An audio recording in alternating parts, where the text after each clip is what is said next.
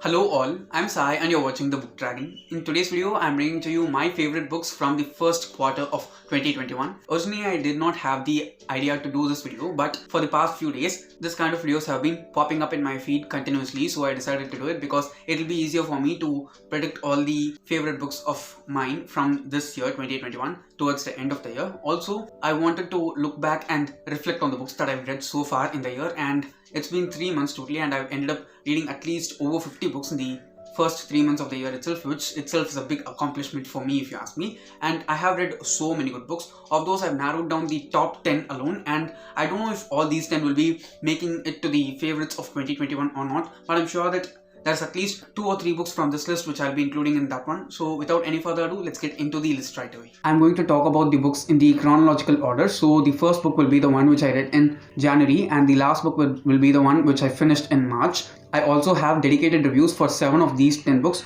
which all will be linked down in the description. You can check them out if you're interested. The first one in this list is The Kingdom of Pack by Marie Lu. Also, this is one of those books which I don't think many people like after reading it because it is a historical fantasy and it is very slow paced. 2 drawbacks, if you ask me, for this book are the pacing, which is really slow, just as I said before, and the next one is the tone of the book. The tone of the book is totally melancholy and sad throughout. There are not even brief moments of happiness that are explored by the author within the book, but I don't think it is necessary for the story at all. We follow the story of Marianne Mozart, who is the elder sister of Wolfgang Mozart. Okay. Both of the Mozart siblings were equally talented, but due to the misogyny in that time period, she was not that much recognized by the society during her year. And Marie Lu has written this book like an ode to Marianne Mozart, and I should say each and every sentence that she has written in this one can have multiple meanings depending on in which mood you read it and depending on the person that you are, because it's almost lyrical but not totally lyrical.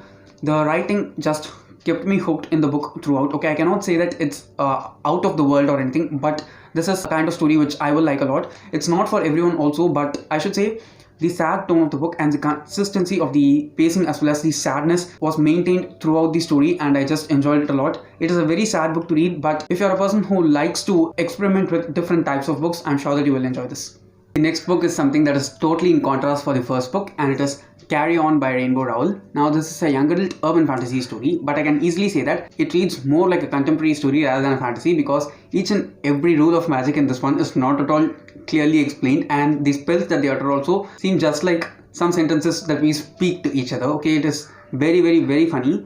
Also a bit romantic at times. I can easily say that this is a book that is very suitable for beginners because it is extremely fast paced, very easy to read, such short chapters. Okay, you should check my review out for this one because I've talked in depth about all the good things about this book and all the things that make this book very suitable for beginners. I can easily say that if you're a person who's trying to get into reading and you want just one book which will keep you invested and make you want to read more, you should definitely try this one out because it is extremely funny more than anything. And I can easily say that once you start reading this, you will not be able to put it down at all. I ended up finishing this big book in just 3 sittings. Okay, it's over 500 pages long, but when you read the story, it doesn't feel intimidating or so long at all. It's really well paced, written with such an easy language and very funny that I can easily say that anyone who's over 13 can definitely read this one and enjoy it to the fullest, and it will definitely make you pick up more books in the future. The next one is God's Grave by Jay Kristoff. Again, something that is totally in contrast for the second book, and this one is the second book in the Nevernight trilogy. Okay, I read the first book Nevernight in January and I just loved the tone of the book. Okay, it was everything that I expected from the synopsis of the book and everything that was blurbed about the book, and it was just perfect for me. Okay, and I just enjoyed it the whole time. It is very dark, very gritty,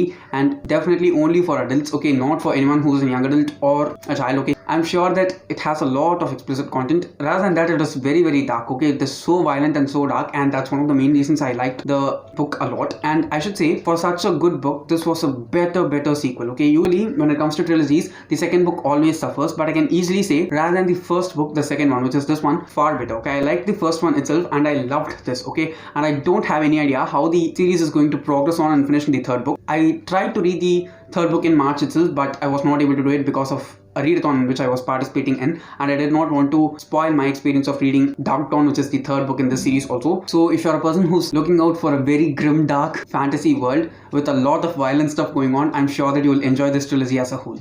Next we have Red, White and Royal Blue by Casey McQuiston. I don't have a review for this one. It is an adult contemporary romance, and I've been wanting to read a lot more romance books this year, so I've picked up some of the very famous ones that I've seen so recently in BookTube, and this has been one thing which everyone throughout the world has been recommending always, and I wanted to try it. And I should say I was so much satisfied after reading this one because it also delivered everything that was promised in this blurb of the book. And I've seen many people talking about this as a young adult book, but it's definitely not. Okay, clearly an adult book, and it is also a male romance. I'm sure that it is written in one of the most funny ways possible. It is very romantic and very funny, and also too rich. Okay, too rich, extremely rich. It is actually a romance between the son of the first female president of America and a prince of England, and it is also a hate to love kind of story. Many people might get into it thinking that it's going to be a slow burn romance, because I too got into it thinking such a thing, but it was definitely not at all like that. The romance starts very quickly than you expect it to, and it just keeps on happening again and again and again, and the progression of the romance is also really well portrayed by the author in this one. It doesn't feel rushed at all. It is laid out in a proper way, and it is very, very entertaining. If you are a person who likes watching nice commercial films with a really good romantic plot going on, I'm sure that you'll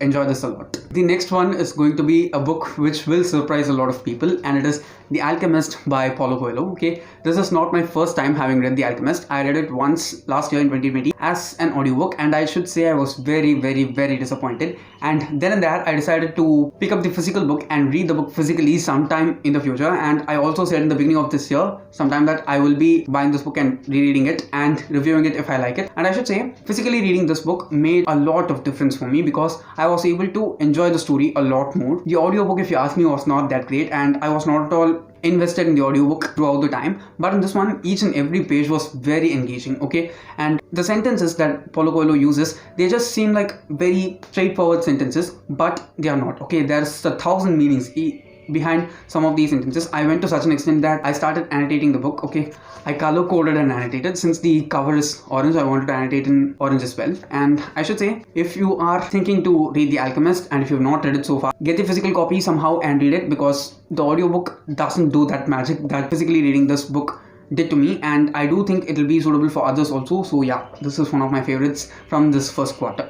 The next one is one of my anticipated releases from the year, and I enjoyed it a lot. Okay, I thoroughly enjoyed it. I did not enjoy the first book as much as I enjoyed this one, so that's why it's not in this list. And I'm talking about Chain of Iron by Cassandra Clare. If you've been following me, you obviously know how hooked I am with this entire series, and I'm working my way through reading all the books in the series. And very soon this year, within like at least 2 or 3 months, I'll try to finish reading all the books that are out until now, and I'll make the reading order for the Shadowhunter Chronicles for all the people that have been asking me. The best thing about this one is the character development that we get and the improvement of the main character, Cordelia Castells, that's shown in this one. Okay, in the first book, she doesn't seem to have been given that much importance. It is made seem that she is the main character, but in this one, she stands out even a lot more. And though she is not the person on the cover of the book, she just stands out really well, and the things that she does makes us understand that she is the protagonist of this story and not any of the other characters. We have like 15 main characters, trust me, 15 main characters in this series, and standing out to be the important character, okay, the center character among all those characters is very difficult, and she was developed in such a great way in it. And I also think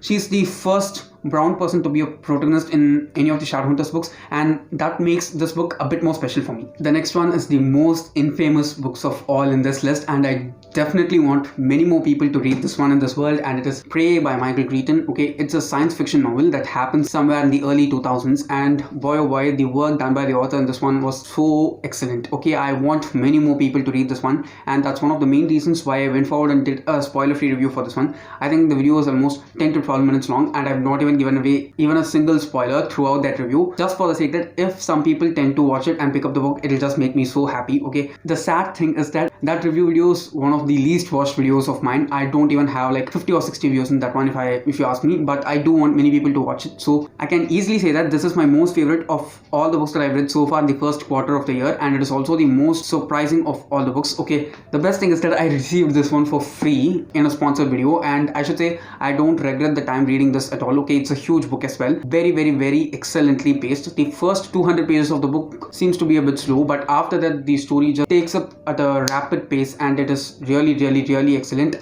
I do want many more people to read this one and enjoy it as much as I did, because it is a really good book and it does not receive all the praise that it deserves. The last 3 books are non-fiction books, and of these the first one is Deep Work by Cal Newport. Now this is one of those books which is about productivity and how you can increase the quality of your work in order to get better results. I can easily say that this is one of those books which you have to read very slowly, because if you go on at a fast pace, you'll definitely not be able to make the most of out of this one. And also it is a very practical book. Okay, I do think this is very important for anyone who's struggling with their time and how to manage time in order to do all the mind-boggling things that they want to do in life. I can easily sense that it can be very overwhelming at times when you have to handle a lot of things on your own. But if you read this one, you can definitely understand how you can pocket your time and use the different pockets in order to do some of the stuff without making yourself more anxious and irritated. It will definitely get a lot more work done with a higher quality, and I'm sure that the end results of all the work that you do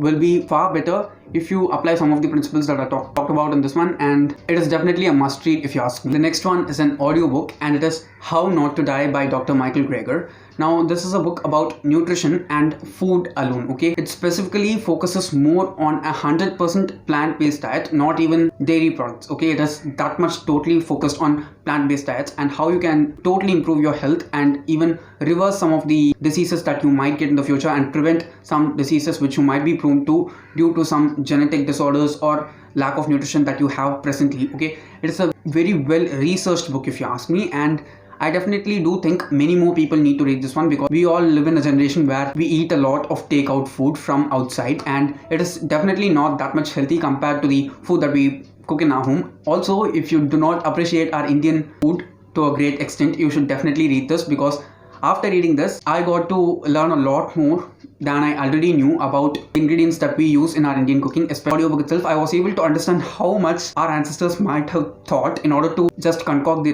recipes for different dishes. I can easily sense that just because of the fact that we've been using multiple spices throughout generations, we are at least as much healthy as we are. I can easily say that this is also one of the must reads that I'd recommend to anyone, because it is a very intimidating book. It's a huge book. Okay, I think it's over 600 pages long. The audiobook was over 15 hours, but definitely it was worth the time reading, and I just got a lot of knowledge out of this one. The last book in this list is Autobiography of a Yogi by Paramahansa Yogananda. It's obviously an autobiography written by Paramahansa Yogananda himself. He's talking about his life story and how he became a yogi and how it transformed various spheres of his life. He's had this dream in order to become a yogi, and all the things that he had to do and he had to endure in order to become this person that he is right now. In the book, it's astonishingly well written. Okay, the language of this book is so high, so I definitely not recommend it for any beginners.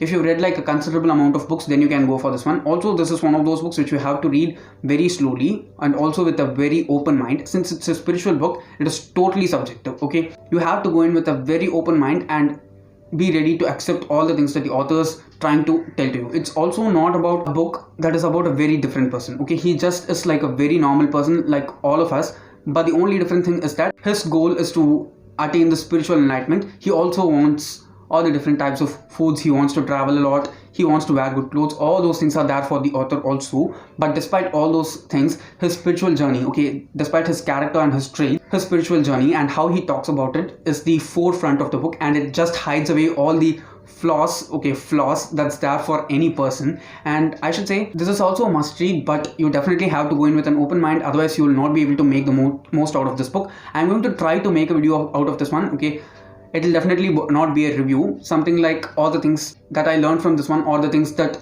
I got inspired to do after reading this one, because it was such an inspirational book in a spiritual way, and I am a highly spiritual person, so it was very enjoyable for me as a whole. So yes guys, those were my 10 favorite books from the first quarter of 2021, and I've linked down all the available review videos of mine in the description. Do check them out if you're interested. And that's it for today. If you did find this video enjoyable, interesting and useful in some way or the other, don't forget to give it a thumbs up and also share it to your friends. If you want to get more content from me, do subscribe to the channel, because I publish new videos every Sunday, Tuesday, Thursday and Saturday. Thanks for watching and have a great rest of your day.